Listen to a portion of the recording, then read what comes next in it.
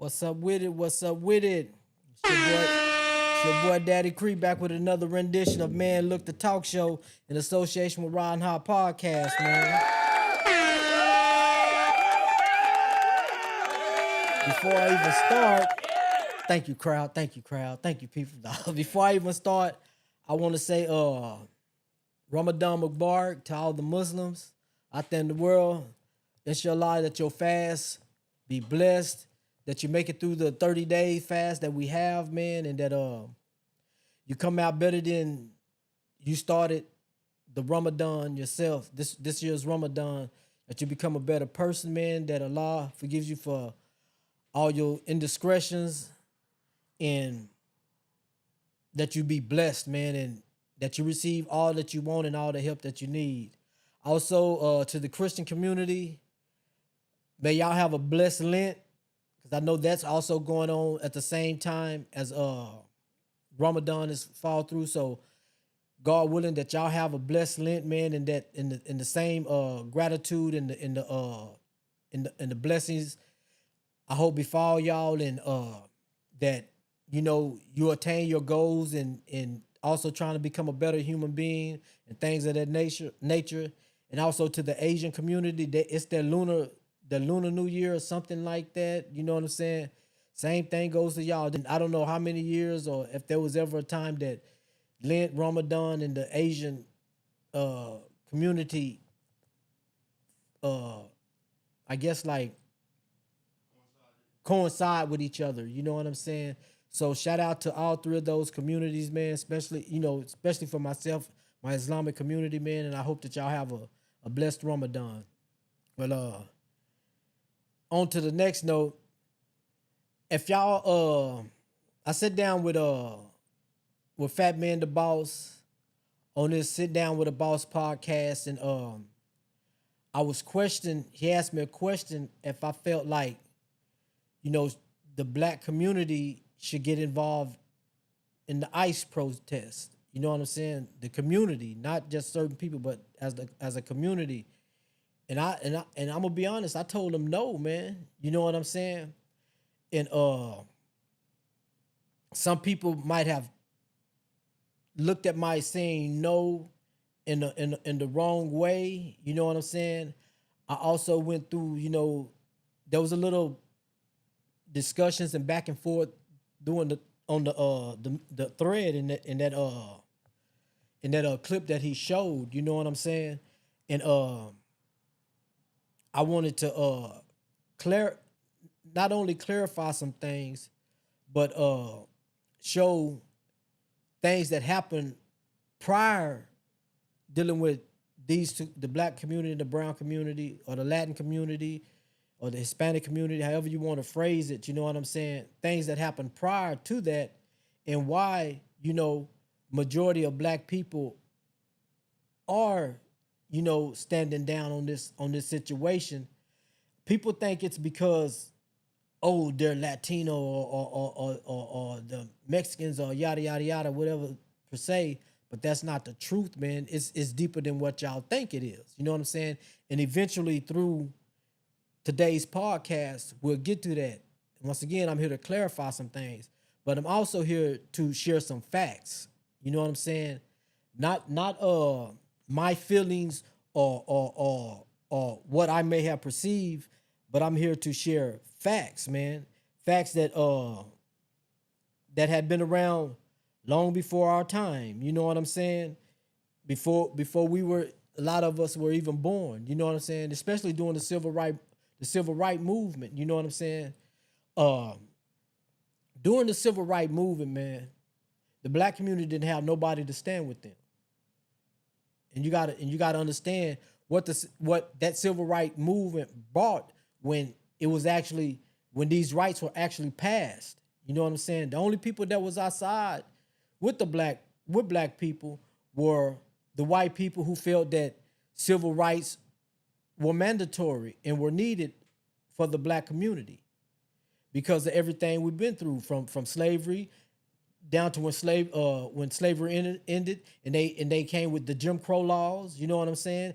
And after the Jim Crow laws, how they redlined the communities, how they placed us in certain areas. You know what I'm saying? In order to later on in the years to gentrify these communities, to bring the value down in these communities. See, one thing that people don't understand about the the forefathers of this country. You know, when we talk about the George Washingtons, the Abraham Lincolns, and the Andrew Jacksons, and all these different type of people, man, they plan for hundreds of years. We sit back, we just planning to get through the day, or we have a 5-year plan or a 10-year plan. No, these people here, they plan for hundreds of years, knowing that they won't be alive for when it to come around. But long as the plan is in progress, they have people coming in line that's going to make sure that these plans come into fruition. Now, during the civil rights movement, man, when Martin Luther King and Malcolm X and the Black Panther Party and Assata Shakur and Huey Newton and Fred Hampton and all these different people were fighting for us to have civil rights and to be treated as citizens in America. Wasn't nobody out there riding with us during this time, man. Wasn't nobody sitting at these when they would go sit in these restaurants and wouldn't leave. You know what I'm saying? When they were drinking out the white only water fountains and protesters, the only people that were out there were black and, like I said, the white people who believed that we should have these rights. No other community stood with us. Not the Asian community, not the Hispanic community at that time. Who else? Not the Jewish community. Who if y'all know better, if y'all know better, and if you knew better, you'll know who's really behind all this shit that's been going on, all the dividing, all the conquering, and all that type of stuff. You would know who's really behind this that was going on. But I had read a post out from one of the individuals who was over the LULAC community at that time, and his name was Felix Thairena. Felix Thairena. If that's how you pronounce his name, Tijerina, and he was the Mexican American president over LULAC from 1956 to 1960. Now his words were, "Let the Negro fight his own battles. His problems are not mine. I don't want to ally with him." My parents still remember that. I was raised by a family. I was raised in a family, actually adopted into this family, but I was raised in a family. My dad was born in 1913, man, and my mother in 1926. I don't even know if your great grandparents are that old. My dad if he was alive today, he'd be 100 something years old, and so would my mother. My dad died in 1998 at the age of 84. This was in 98. So he'll be a hundred in his hundred and teens. These are the talks that I had, man. You know what I'm saying, about all these type of things that was going on with the civil rights movement and all these type of things. My dad was around when his friends were still getting lynched. When black people really had to stay in their communities, that they couldn't walk outside their communities. He couldn't even finish school. He had to start working at 13 years old, man, and to help provide for his family. He's a country boy from Bastrop.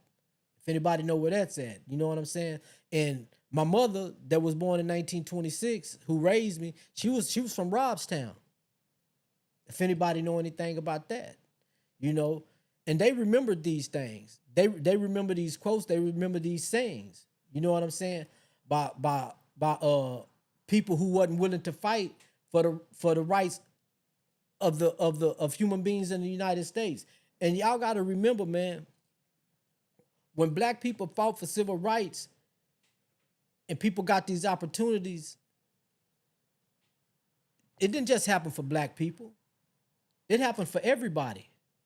It happened for the Hispanic. It happened for the Asian. It happened for everybody that was already in this country. And not only did it allow that, it opened the doors to allow immigrants to come over into this country. Because prior to that, y'all wasn't allowed. Y'all people really had to sneak in. You know what I'm saying? Wasn't nobody allowed, man, until after the Civil Rights Movement, which came with the death of so many black people, man, so many black kids. See what happened to Martin Luther King. You see what happened to Malcolm X. You see what happened to Fred Hampton. You see what happened to all these black individuals who was fighting for our rights. You should thank the Black Panther Party, man. That's why your children today have free lunch. That's why your children today are able to go to school and have free lunch, free breakfast, because of the Black Panther Party. Don't nobody pat them on the back for that. Ain't nobody going down the line studying and trying to see who Fred Hampton is. You have a selected few that do that. So it's nothing personal, man. If that's what y'all think it is, it's nothing personal, man. It's nothing personal. And I get down, the more we go, the more I get into why I say that. Because the reason why I say that, it makes it better for y'all and it makes it better for us. And I get down to that. But not only did I agree with this, but there was also people from the Latino community who agree with what I'm saying, man. And I want King to show a couple of videos. We ain't got to run the whole videos, but I want to show y'all a couple of videos where I'm not the only one who thought like this.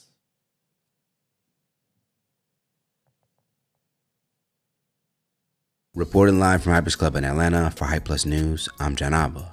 With several protests currently taking place around the country against the policies of the Trump administration, which include the immigration deportation raids and Israel's attack on Iran, there have been discourse surrounding the participation of black people within these protests. If you remember, just last week, Hype Plus would cover a story centering on a black woman who advised black people involving themselves in the immigration protests and to go home because this isn't the fight of black people. The story will receive mixed responses, as some would think we should all stand together in tough times like this for support, while others would take the opposite approach, agreeing with the black woman, claiming Latinos and Hispanic people oftentimes don't concern themselves with black protests. So why should black people fight for them?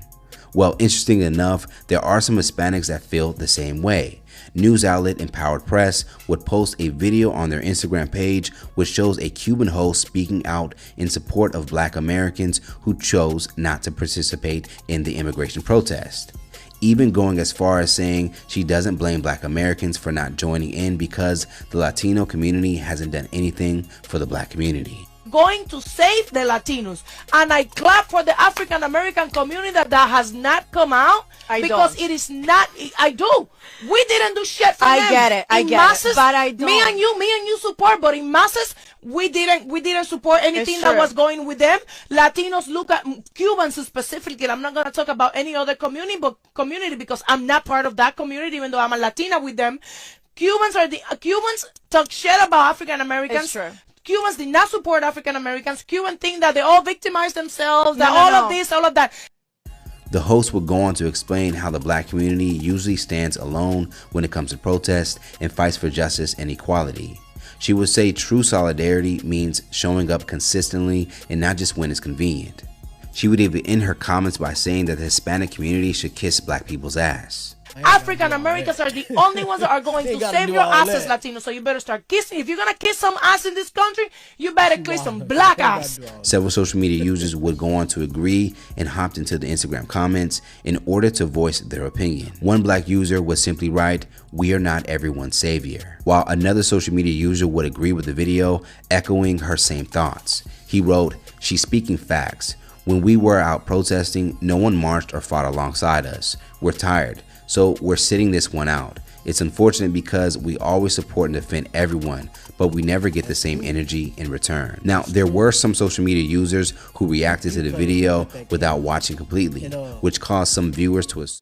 Can you go into the next video as well? After that one, go into the next video and then I'll comment after that.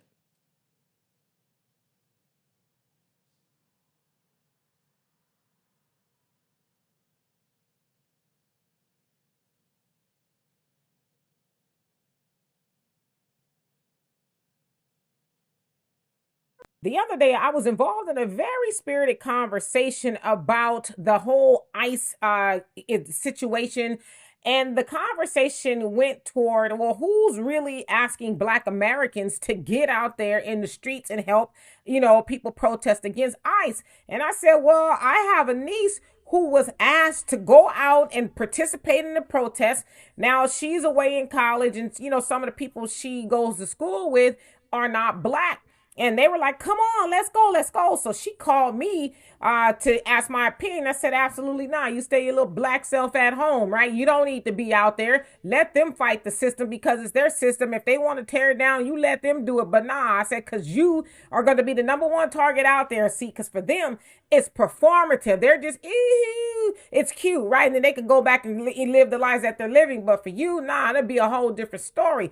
But I want y'all to watch this video of a Latina explain why Black Americans are not out there on the front lines. So since this seems to be a topic of conversation on TikTok right now about how Black Americans are choosing to opt out of being on the front lines against everything that's going on with this stuff that's outside, that starts with I, white and non-white people alike have felt comfortable coming to the internet to say that Black people should not be sitting out of it on this one.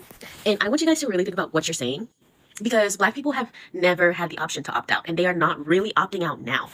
They're just choosing not to be on the front lines because when they're on the front lines, only more brutality comes after that, and people die, and nothing changes, man. And they've been fighting forever. If you really fucking think about it, Black people have never stopped being a target. Just because other people are targets now does not mean that Black people are still not a target. Do you know what I mean?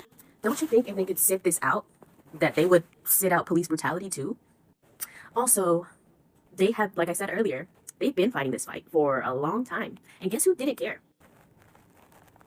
Guess who said maybe you should follow the law, maybe you should be a criminal, maybe you should XYZ, finding every excuse in the book to justify the killings of innocent Black people all over. So yeah, that's really rich. That's really rich for you guys to be telling Black people that they need to be up and fighting. They have been fighting. They fight every single day of their lives.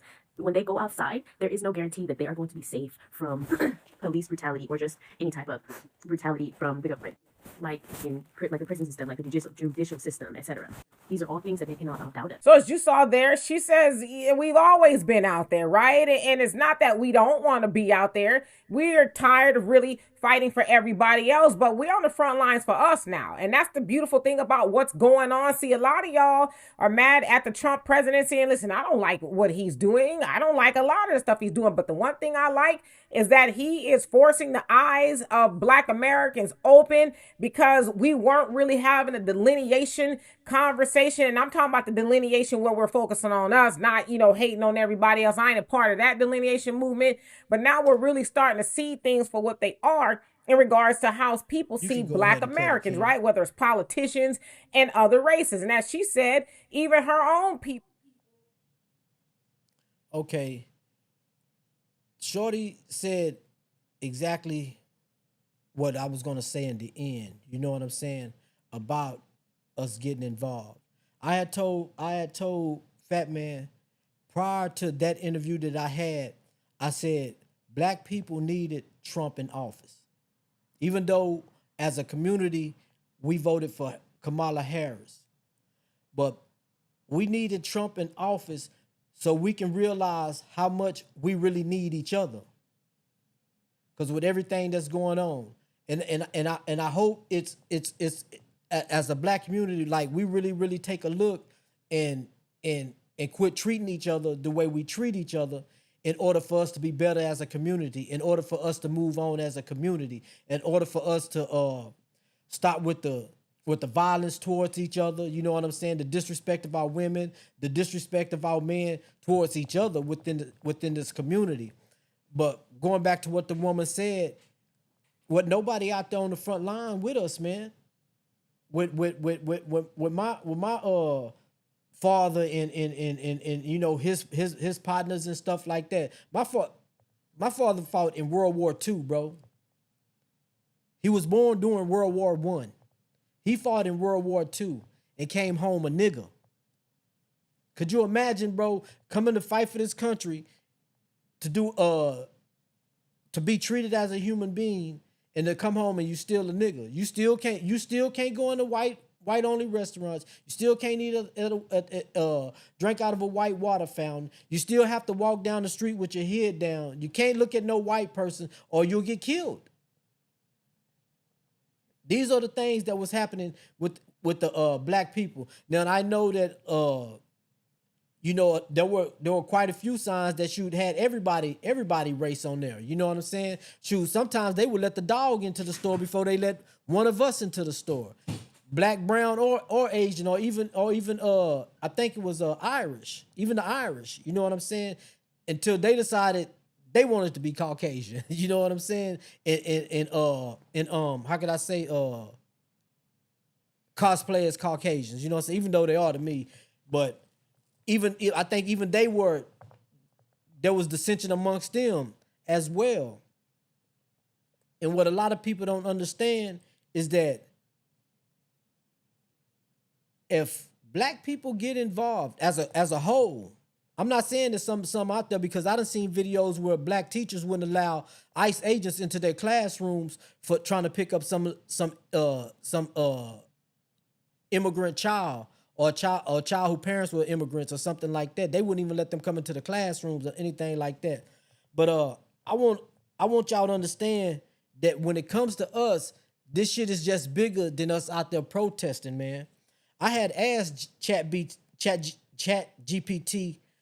1,000 questions. I was trying to, you know, see why. You know what I'm saying? One of the reasons why, or some reasons why, that black people are opting out of this, or as a community, why we're not involving ourselves in the protests. And these are some of the answers that I received from ChatGPT. It says, I said, what I had asked the question, why shouldn't African Americans get involved in the ICE protest? And it said, here's the landscape straight up. Arguments, people who say don't get involved. There are in fact so much as claims you. These are in fact so much as claims you'll hear. It's not our fight. Some argue ICE is about immigration, not black Americans. So energy should stay focused on issues like policing, which we're still going through, mass incarceration, which we're still going through, and housing and education. All these are four important things that involve the black community. Because why? Even to this day, we're still being redlined. You seen what happened, and we're still being gentrified. You seen what happened to Hillcrest concerning housing, education. We're damn near at the bottom. Our kids want to be more football players, basketball players, and rappers than they want to be doctors, lawyers, and shit like that. And no matter where we go, y'all worry about getting pulled over, bro. We always getting pulled over. We're always getting what they call it, King?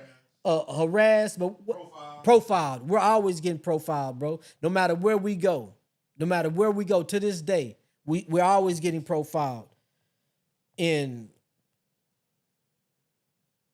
what else said?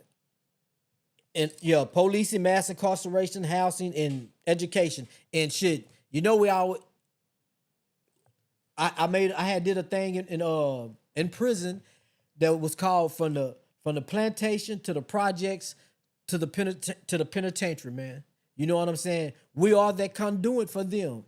For some of the biggest business who can the same people who are pushing for the immigration and all that type of shit are the same people that own the ICE facilities. They're the same people who own the prison systems. They're the same people who own the record labels. The majority owners of record labels and all that type of stuff. That's why certain type of music keep getting pushed, because you got to realize what energy do. And if you listen to something over and over and over, as a man thinking, so is he. So everybody who out there claiming I'm a super thug, I'm a demon and all that, the more you preach that shit into your head, that's just what you become. You are what you speak. So there goes our mass incarceration. Our men locked up, our homes are broken, and nobody's in there to keep a stable house on. It says fear of political backlash or repression. Protests, especially ones involving ICE, can draw heavy police presence. Some worry that black protesters are more likely to face arrest, violence, or surveillance, even when the protesting even when protesting alongside others. Concern about movement delusion. There's a belief that spreading attention across too many causes weakens leverage for long-standing black struggles. One of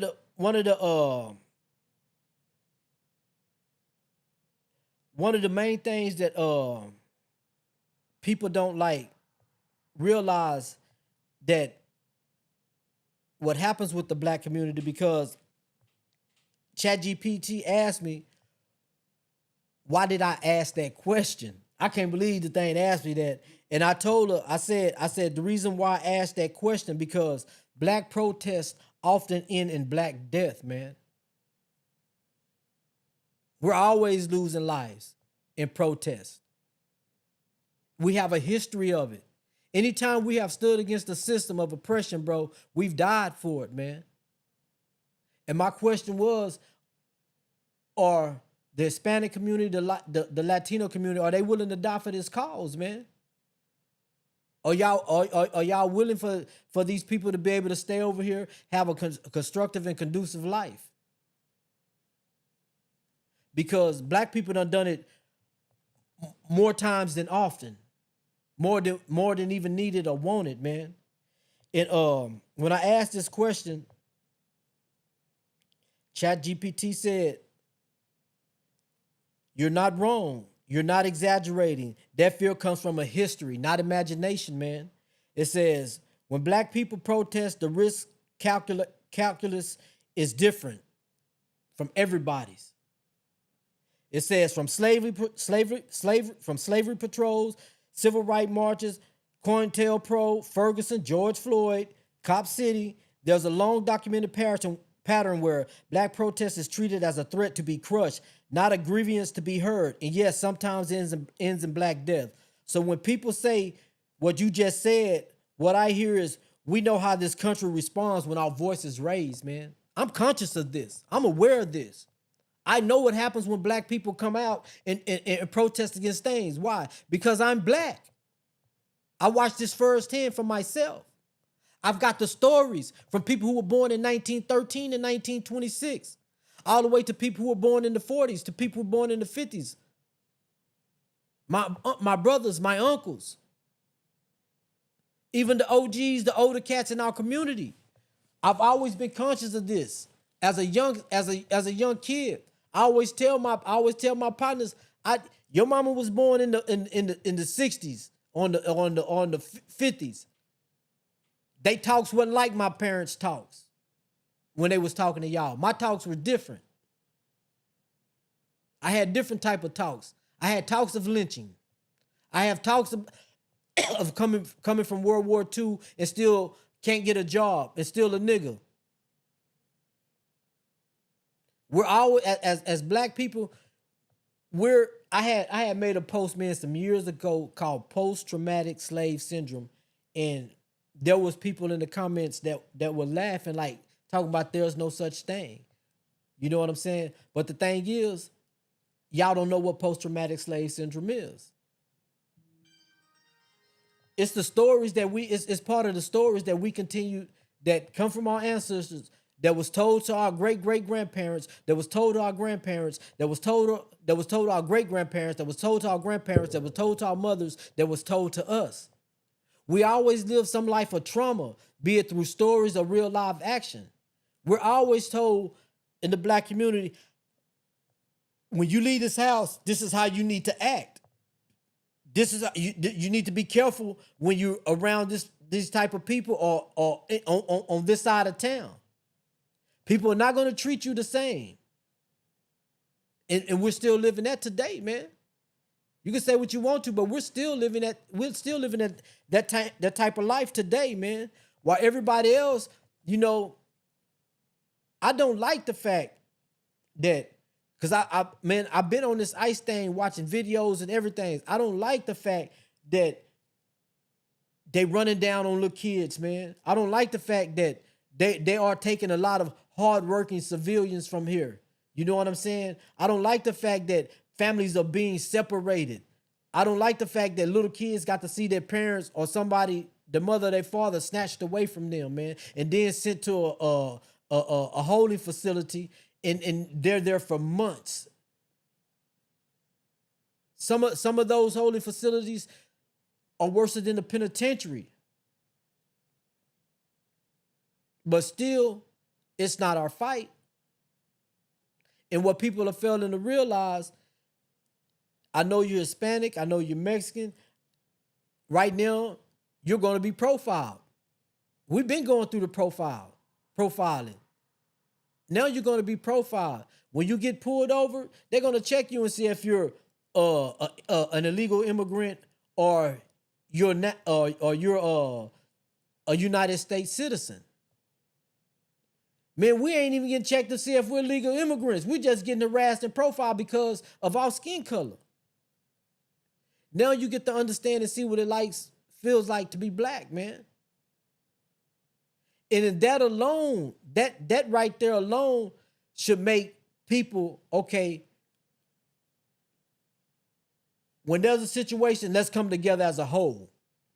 Not a few of us, not some of us, not the homeboy, because the homeboy might step out with us in a black situation. But is your Thea and your Theo gonna step out? Is your grandparents gonna step out? Is your relatives gonna step out? Is your mom and pop gonna stand out?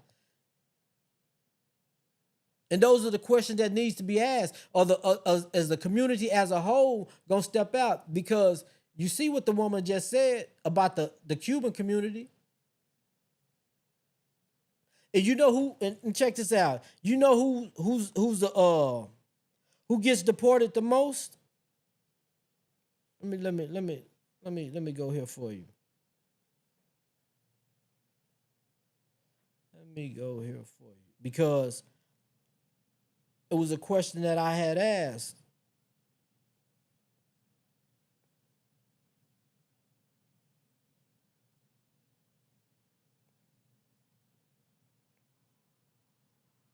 As far as immigrants being deported, because that's what they're coming for, right? The immigrants.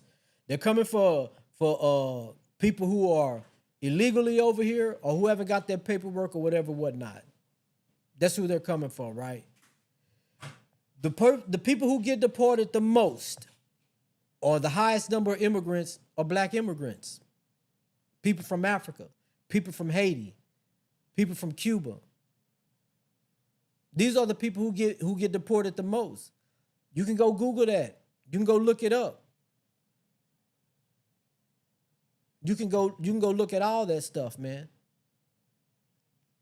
I thought for myself, that like when it came to this immigration thing, that it was for criminals. That they were just going after criminals. But as we see, they're just going after any and everybody, man.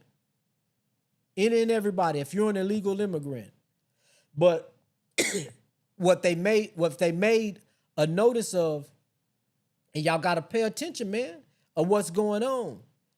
They put the Hispanic community on the front line of immigration to cause chaos, dissension, and an uprising. They put y'all on the front line. On sitting down with a boss, I had explained to Fat Man that when I was locked up, this old school Muslim brother told me that the Mexican is the new nigga. The Mexican is the new nigga. And today I see it. Today I see it. It is said so much that even the words that come out of y'all mouth so much, the N word, that y'all spoken into fruition.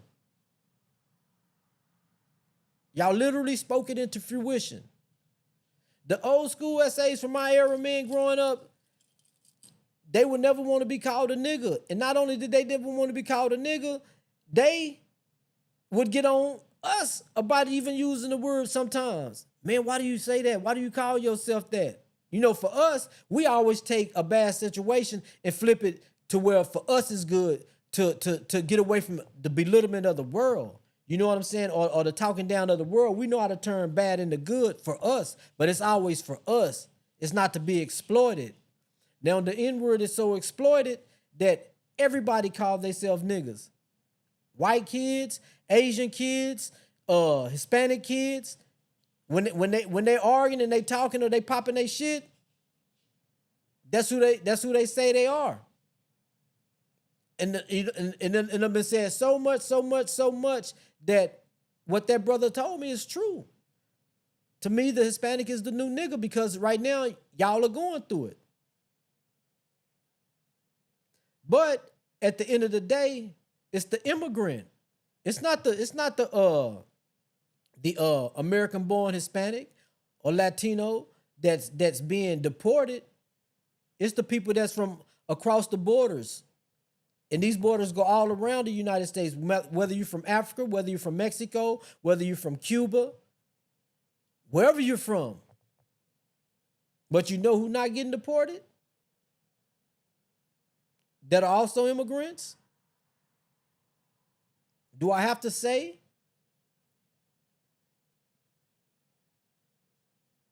Jews are not getting deported. Irish are not getting deported. Germans are not getting deported.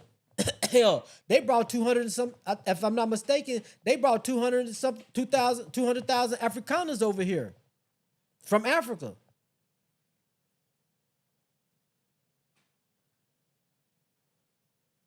They're not getting deported. But it's always the people of color. If you can, I want to show y'all another video of two more videos with this guy that I always watch, man. He's a Hispanic brother, man. You know, he talks about how he grew up, as a youngster. You know what I'm saying? That shoot, you know, he grew up racist, but that's how he was raised. But he eventually, dealing with people and dealing with black people, you know, he had a different perspective. His name is Ricardo Ignacio, and I want to play a couple of videos from him so y'all see what this brother talking about. Think I might disguise, homie. I'm a mayate now, fool. With the gang. Catch me outside, we'll go bang bang. In case you didn't know, the word mayate literally is used like the N-word is used with the hard R at the end. In case you didn't know. Now here we have a Latino, a Hispanic, I don't know, a Mexican who's disguising himself as a black man, while at the same time being a complete bigot, a racist against black people. So you mean to tell me, out of all other people that you could have disguised yourself as, I don't know, Punjabi, an Arab, Chinese, Japanese, you mean to tell me the people that you apparently hate the most, feel some kind of way about, is the people that you're going to disguise yourself as to hide from ICE? Here's the problem with Latinos, Hispanics, with Mexicans. When it comes to this whole ICE situation, what is the percentage of Latinos that voted for Trump? Let's look at the stats. Not only did more than 50% of Latinos voted for Trump, they also started making music to celebrate Trump's victory. I will vote for Donald Trump. I laugh at that shit every time, man. And they used social media to celebrate how proud they were to be Trump supporters.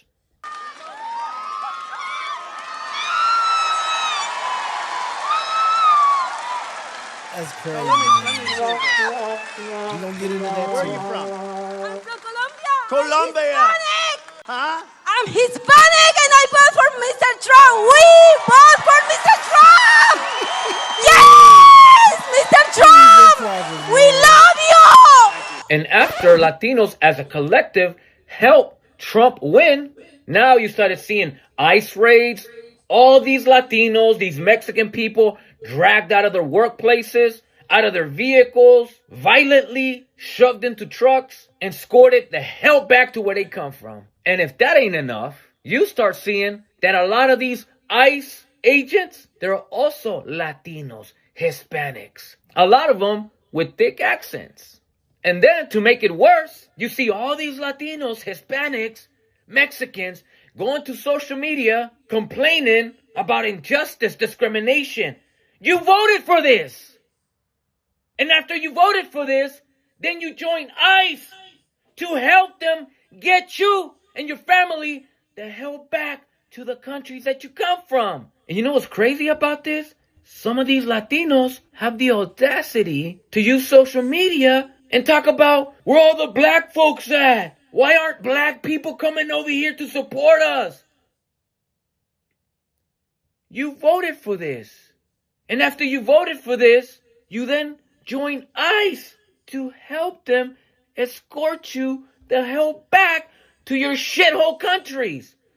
And then you see some videos of some black Americans joining ICE, and these Latinos all of a sudden, why are black people joining ICE and helping to discriminate against us? You Latinos are joining ICE to discriminate against you, to escort you the hell out of here. You voted for this. Talking about black people don't want us here. You don't want you here. But you still have the audacity to complain because another people are discriminated against you? In case you didn't know by now, Latinos as a collective are very anti-black. Do you remember last year when that whole Free Palestine thing was going on? Latinos as a collective were very, very big in participating and supporting Free Palestine. I ain't got a problem with that. If you want to be supportive towards another people, go for it. But now that Latinos are going through what they're going through, mind you, something they voted for. Yeah. And after they voted for it, they also join ICE to help, mind you. But now that Latinos are going through what we're going through, notice that we don't ask Asians, Europeans, Southeast Asians, no other community do we demand and do we feel so entitled to than we do when it comes to black Americans. Where are all the black people at?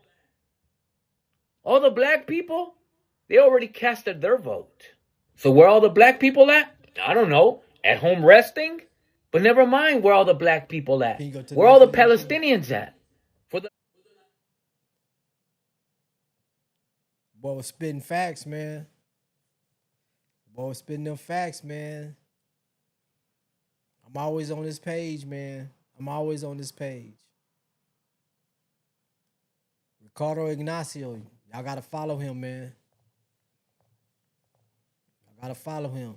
He just don't be talking about like the black community, but this ICE stuff is what he talks about. He more or less talks about racism amongst the Hispanics. Trump is the closest thing to God. Maria Hernandez was deported on Tuesday after ICE raided her Miami home.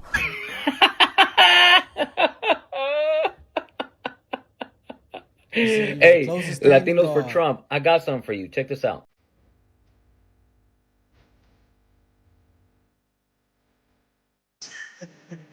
Man, it's so, man.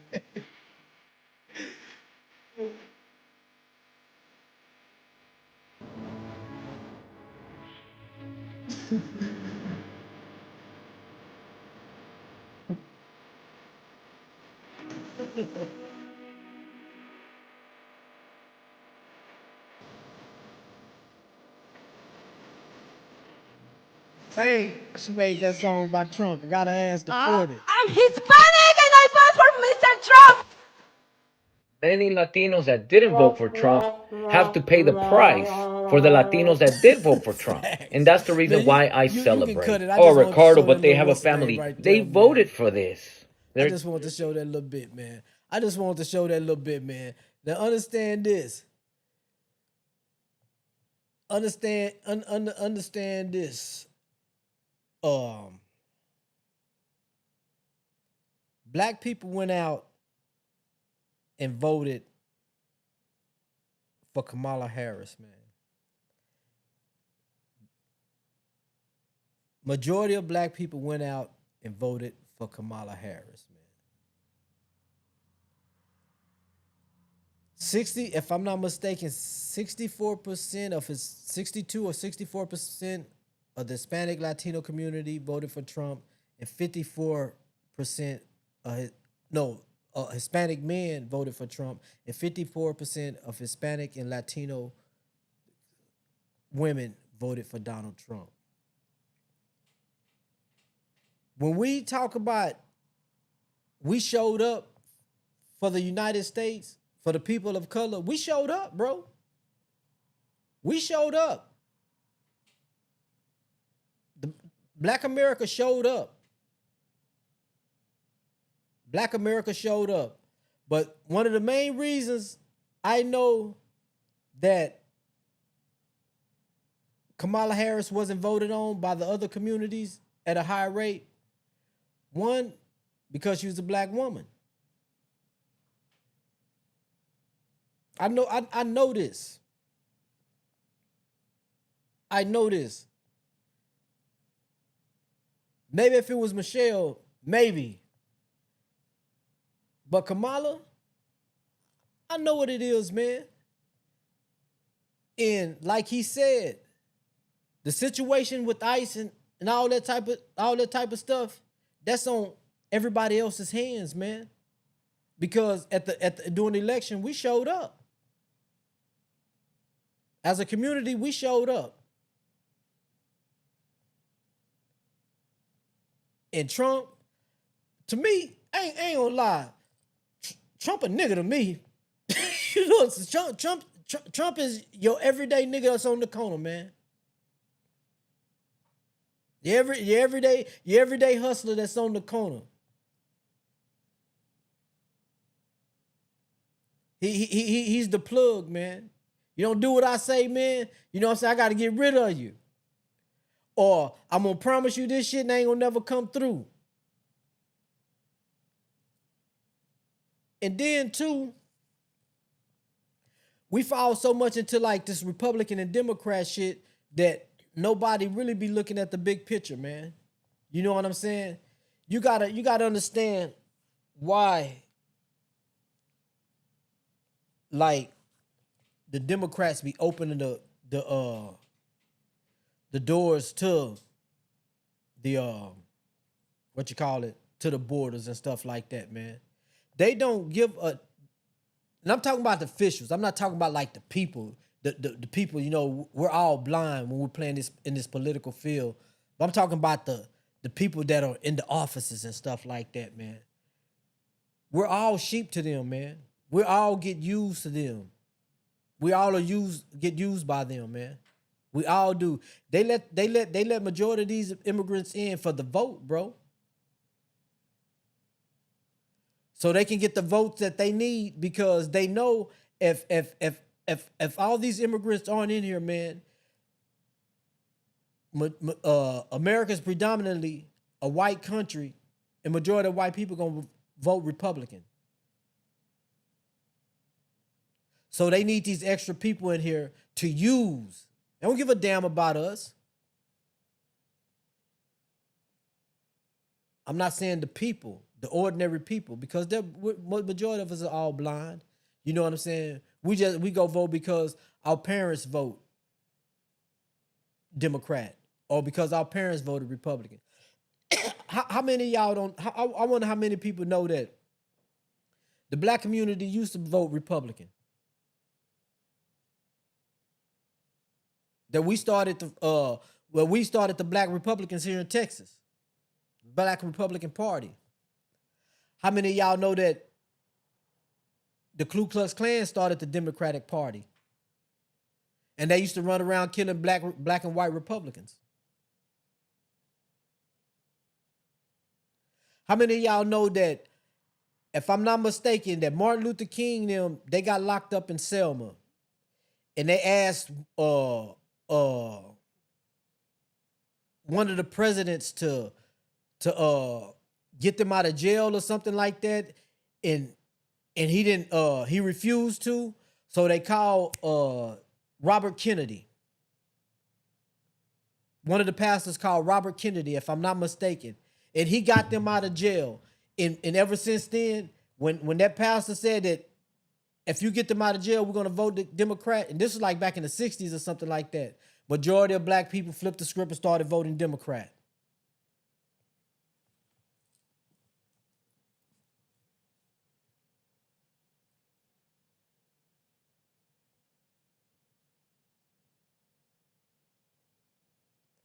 Man, all this stuff is, you can Google all this stuff now. You ain't gotta, if you don't want to go to the library and pick up a book, you can Google all this stuff now, man. You can go Google all this stuff now, man. It's there. It's there. But now, as you can see, the KKK done flipped the script. They're Republicans now. They vote Republican. They disguise themselves as the Proud Boys and all these other groups and stuff. You know what I'm saying? They still hide behind the mask. You know what I'm saying? And things like that. And you know how much ICE was paying people, man? Paying these dudes? You know why some people going to join ICE, man? They paying $100K a year. $100K a year. In a signing bonus. Yeah, in a signing bonus, like a $25,000, $50K signing bonus, man. $50K signing bonus. Nigga, man, stack for the law. I seen an African ICE agent.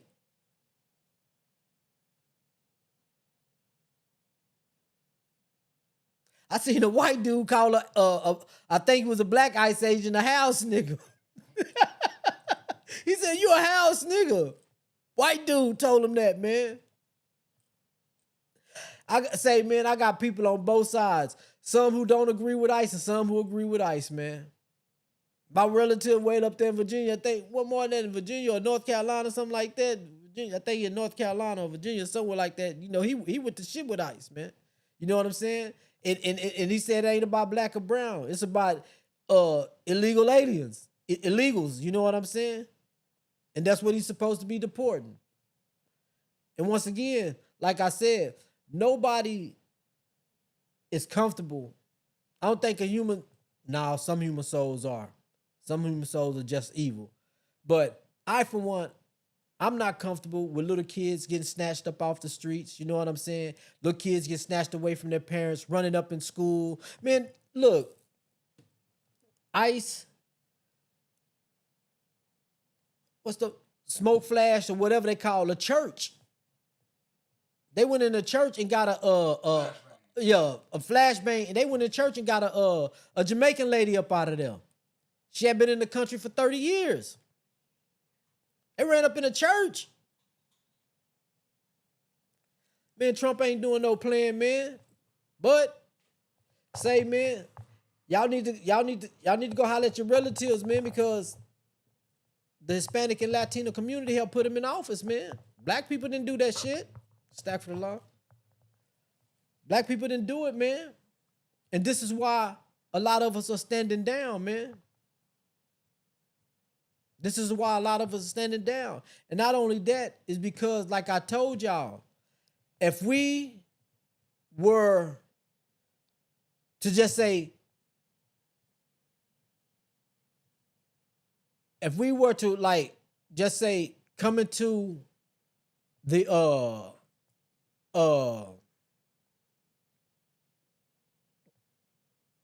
protest full-fledged as a whole, man. Number one,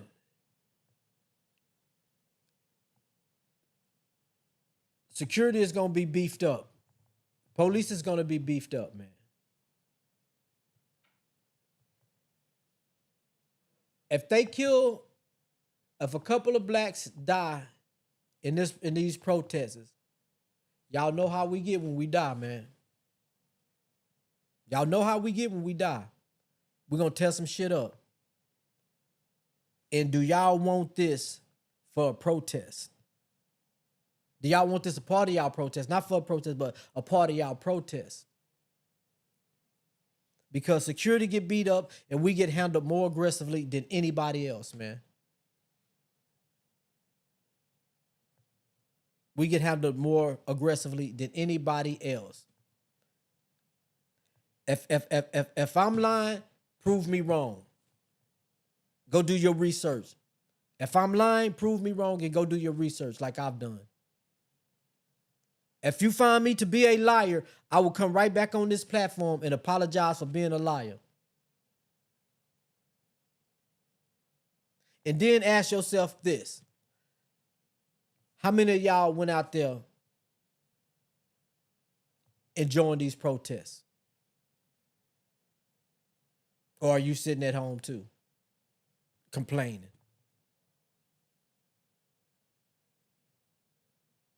Man, Fat Man been in protests before. Man, Fat Man the Boss, we've been in protests before, believe it or not. While we were still thugging in the streets. We protested against Tom DeLay. And we were the only two blacks out there with the whole Mexican community. Because they didn't want him coming to Corpus Christi to do a speech. Because he was connected to David Duke. Matter of fact, they were taking our slang and putting it on their boards. Because me and Pat was coming up with the coldest slangs. You know what I'm saying? Like on the poster boards and what they could say to him and stuff like that. We was coming up with the coldest slang words. Ask Patrick Terry.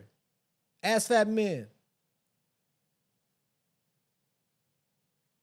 When they had the Black Lives Matter thing down here, shout out to Trey Cavanis. When they had the Black Lives Matter thing out there, I was there.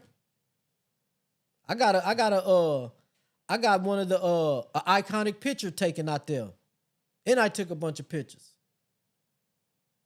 And I'm one of the people who don't believe in the BLM movement, not necessarily the movement, but part of the organization. Even though my homegirl Yvonne Davis is getting some justice done, pushing the line in it. You know what I'm saying? And you know they done posted her son. So I'm for that part of it. We're bringing awareness. But I read the what you call it? I read the pamphlet, the booklet concerning it, and it didn't fit what I didn't like it. I didn't like what they're imposing. But that's another story. We brought water to the people out there who were protesting. Trey Cavanis put on a protest and showed up at the Black Lives Matter thing. I'm just saying this, man. The same way we willing to die for human rights, man, and my people have showed it over time. My people have showed it over time. Are y'all willing to die behind this immigration thing, man? Are y'all willing to stand up for these type of things, bro?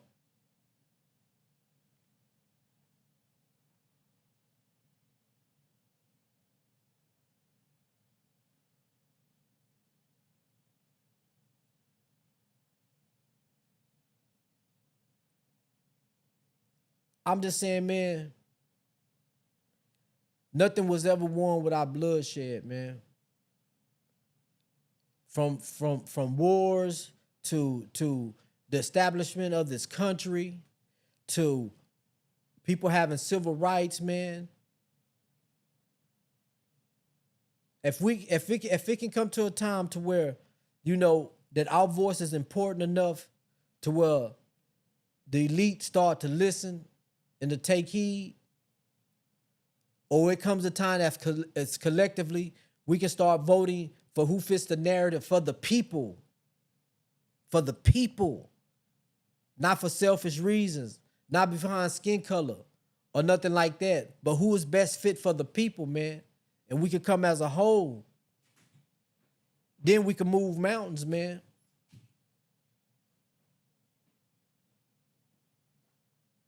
Because one of my biggest questions was,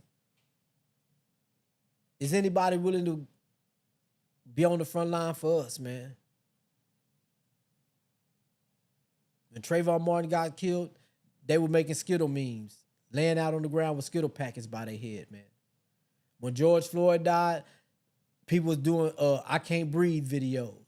You know what I'm saying? Making fun of it. And I'm telling y'all now, I'm not a fan of George Floyd. At all. At all. Me personally, I'd never been out there for the dude. But I'm telling you what happened. That's what happened for us when we stand on the front line, man. People don't appreciate what the things that black people have fought for in this country in order for everybody to be good.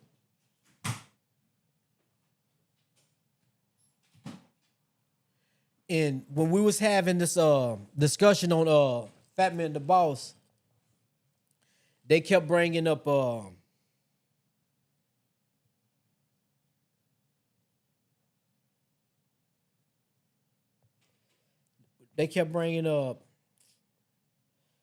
bring up his name for you right now.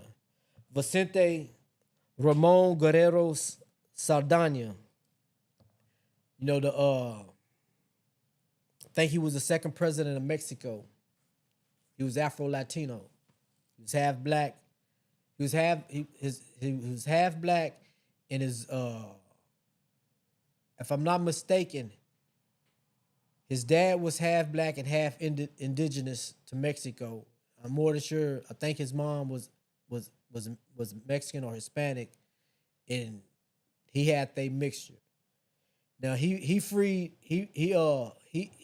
abolished slavery in Mexico, and I think 36 years before it was abolished in America, right? And a lot of people like to in that comment, everybody would bring up his name. You know what I'm saying? Few people bring up his name. Well, Vicente this, Vicente that. Well, he freed slavery in Mexico. Yada yada yada. He was the second black. He was the second president of Mexico, and he was black. He was that's cool. But why don't y'all tell the rest of the story?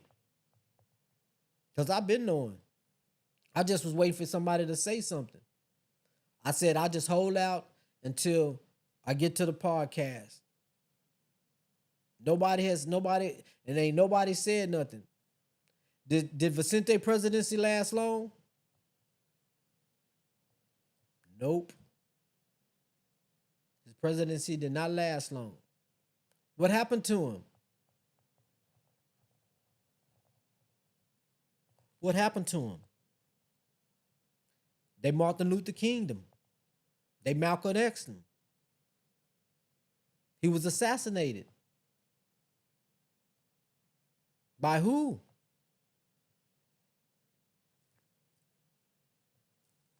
Wasn't no white man.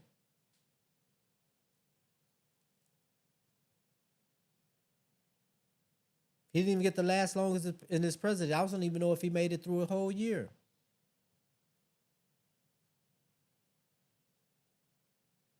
By his own people. Because they were afraid that there would be another, like a Haiti revolution.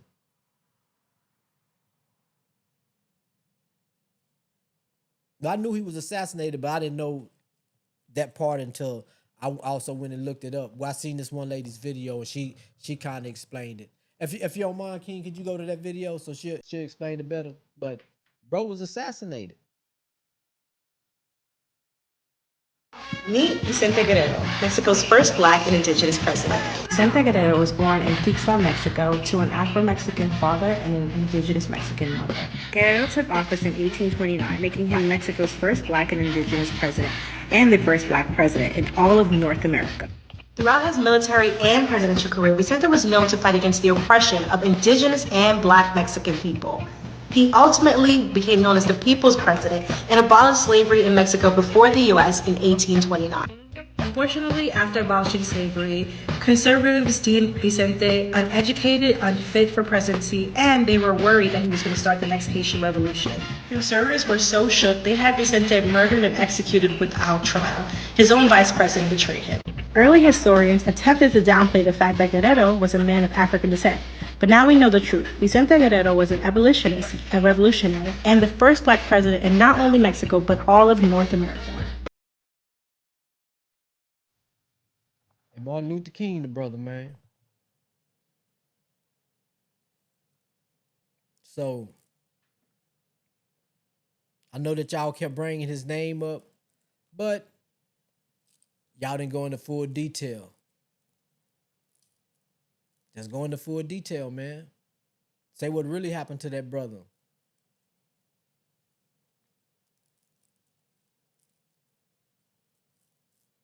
And understand how he's Afro Latino or Afro Mexican or whatever you want to put the twist on it. Though the Spaniards bought the slaves down there too. Spaniards bought the slaves down there too. They didn't just a lot of them weren't just runaway slaves from throughout the United States that made their way down there. A lot of them had already been there. Spaniards brought them too. You were colonized too. That's why you speak Spanish. That's why your name is Juan or Ricardo or whatever.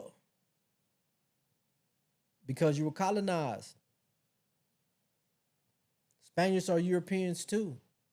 Just like you go to the continent of Africa and they got all these different countries in Africa, but they're all black people, but they all every little continent speak a different, every little country speaks a different, just about a different language.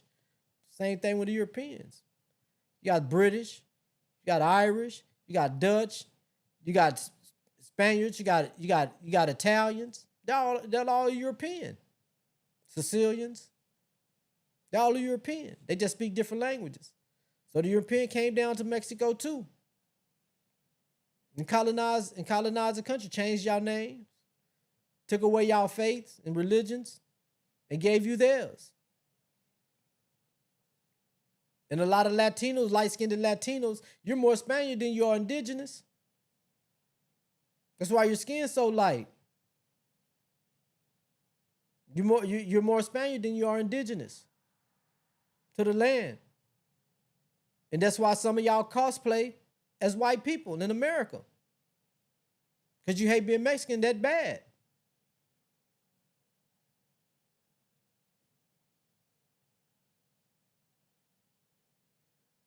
And even down there, the Afro Latinos, they segregated from the rest of Mexico. They got their own little section down there because racism still exists. And y'all in the Latino community, they fight the same battles that the black people fight amongst each other. Light skin and dark skin. Light skin and dark skin, man. So this is y'all battle, man. This is y'all battle. Because from now that I'm going through there's a lot of self-hate in there, man. There's a lot of self-hate in there. Majority voted for Trump. And now there's an anger and a hatred towards him for what's going on. Sending your people back to Mexico or wherever they from. Hell, my people getting sent back. And I feel a little different when it comes to them, to them Africans and stuff like that, because I know they don't like us either. A lot of them don't like us, man. They get to eat off the land that my people fought for. I don't even know why we're called African Americans. We should just be called Americans. That's how I feel about it. I don't too much care for the African in my name in our applications and shit like that in our resumes. Hell, they don't even like us, but they come over here and eat off the land. You see how them Somalians did? Came over here and made all the millions. And who was behind that? The white woman. Put them all on game. They done ran up $200 some million and got caught. Trump on their ass too. Trump on them too. And the thing is that this is a predominantly Christian country and they preach Christians' values. And you know who they forgot was an immigrant? Jesus. Forgot Jesus was an immigrant. And what did Jesus say about the immigrant or the foreigner? And people got to start looking within themselves, man. Y'all got to start researching and digging a little deep and finding out what's really going on, man. Because you can't keep coming at me off of emotions, man. You're going to have to come with your facts. And like I said, if you got your facts and if I'm wrong, man, I'll come on here and apologize that I'm wrong. I have no problem with accountability. But when you jump in the comments, make sure you jump in with your facts, man. Black people are not trying to make the situation worse because we know that we can make the situation worse just by our presence, man. And don't get it twisted. There's some black people that are out there going against ICE, but we're not out there as a whole. We're not out there as a whole community, man. Prayers are up. This is the country we live in. We can either unite as a whole. You hear me? We can either unite as a whole. We can step out as a whole. Sometimes, you need to get off to your people and tell your people what's going on and how well we need to connect all together to make change. Because if not, this is what we're going to keep going through. And like I told my boy, I'm glad Trump president. Not because I like him, because black people need to see what the fuck going on. Excuse my language. Black people need to know what's going on. So even for a community, for ourselves, we learn to rely on each other. Like we did during segregation. As soon as they gave us rights, we forgot about each other. We wanted to sit at the table. I don't care about the table.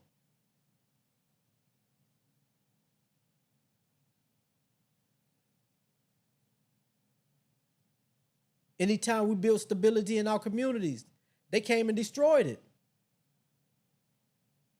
So the argument about black people is null and void.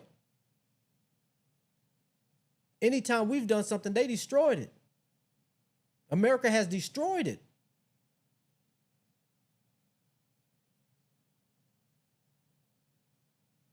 Go look up all the black massacres in the United States.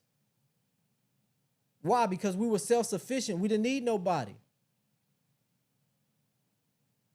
So they come up with a system called welfare and change the whole spectrum of life.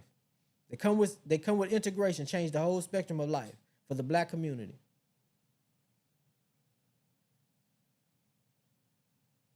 To some people we got better, but to me I feel like we got worse, man. So with that being said, man, tap in next week. Hopefully I have a guest. If not, I could thug it out by myself anytime, man. Once again, I said I don't do the racism thing. I do facts, man. I do facts. I go look at the data and the statistics. I don't do the racism thing, man. Just make sure you come with your facts and your data and no emotions, man. And if you do come emotional, man, make sure you have your facts and your data with it, man. The numbers. So until then, man, peace. Thank y'all for tapping into Man Look the Talk Show in association with Ridin Hot Podcast. Make sure you check out Fat Man the Boss. Sit down with a boss. Make sure you tap into my boy Jacoby Satterwhite, the Supreme Training, Corpus Christi Original Podcast. Make sure y'all tap into that. El Vago Podcast, ain't that what it's called? Devoyo. That's what it's called. Devoyo. Yeah, Devoyo Podcast is on the El Vago page, man. You know what I'm saying? We gonna run this community thing with this podcast and around. We're gonna show each other support. And we're gonna sit down with each other, man, and try to give y'all some direction with who people podcasts to go check out here in the city, man. Because everybody trying to do something to bring some type of awareness, whether it's on the music scene, the political scene, or just backstories, man. You know what I'm saying? But make sure, once again, you tap into Man Look the Talk Show in association with Rod High Podcast, man. Peace. We out. Big waves.